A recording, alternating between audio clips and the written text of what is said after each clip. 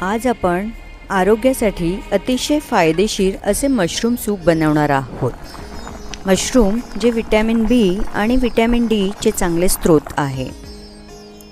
ह्यामध्ये भरपूर प्रमाणात अँटीऑक्सिडंट्स असल्यामुळे रोगप्रतिकार शक्ती वाढवते, तसंच आपली त्वचा चांगली ठेवण्यासाठी मदत करते, हृदयाला निरोगी ठेवण्यासाठीही मदत करते। ह्यामध्ये भरपूर प्रमाणात फायबर आणि कॅलरीचे प्रमाण कमी असल्याने वजन कमी करणाऱ्यांसाठी हा एक उत्तम पर्याय आहे। मशरूममध्ये अँटीऑक्सिडंट्स, जीवनसत्वे आणि भरपूर प्रमाणात खनिजे आहेत। तर असे आरोग्यदायी सूप कसं बनवायचं ते आता आपण पाहूया। मशरूम धुवून साफ करून कापून घ्यायचे आहेत। एका बाजूला गॅसवर पाणी उकळत ठेवायचं आहे।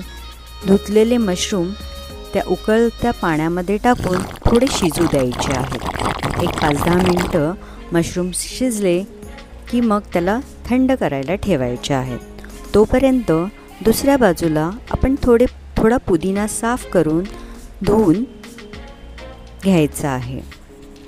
पुदिना पचनक्रियेसाठी उत्तम आहे।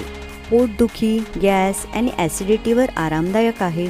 सर्दी खोकल्यावर उपयुक्त, श्वासाची दुर्गंधी कमी करतो। पुदिना त्वचेला थंडवा देतो, त्वचेच्या समस्या कमी करण्यासाठी मदत करतो। आपण त्याचा वापर नेहमी चटणी करण्यासाठी करतो, पण आज आपण सूपमध्ये त्याचा वापर करून एक वेगळी टेस्ट आपण पाहणार आहोत। हे ग्राइंड करताना एक आल्याचा तुकडाही त्यामध्ये टाकायचा आहे, जे रोगप्रतिकार शक्ती वाढवून संसर्गापासून आपलं संरक्षण करते। हे सर्व एकत्र बारीक वाटून घेतल्यानंतर जे पाणी आपण उकळवण्यासाठी ठेवलं होतं त्याच पाण्यात हे मिश्रण ओतून मीठ घालून पुन्हा उकळवायला ठेवायचं आहे। दुसऱ्या भांड्यामध्ये फोडणीसाठी तूप घालून 2 चमचे तूप घ्यायचे, ते गरम करत ठेवायचे आणि 4-5 पाकळ्या लसणाच्या बारीक कुटून त्यामध्ये टाकायचे। एक चिमटीभर हिंग, अर्धा चमचा हळद, अर्धा चमचा धना पावडर, जिरा पावडर आणि 1 चमचा काळी मिरी पावडर घालून एक खमंग फोडणी तयार करून त्या उकळत्या सूपामध्ये हे घालायचं आहे।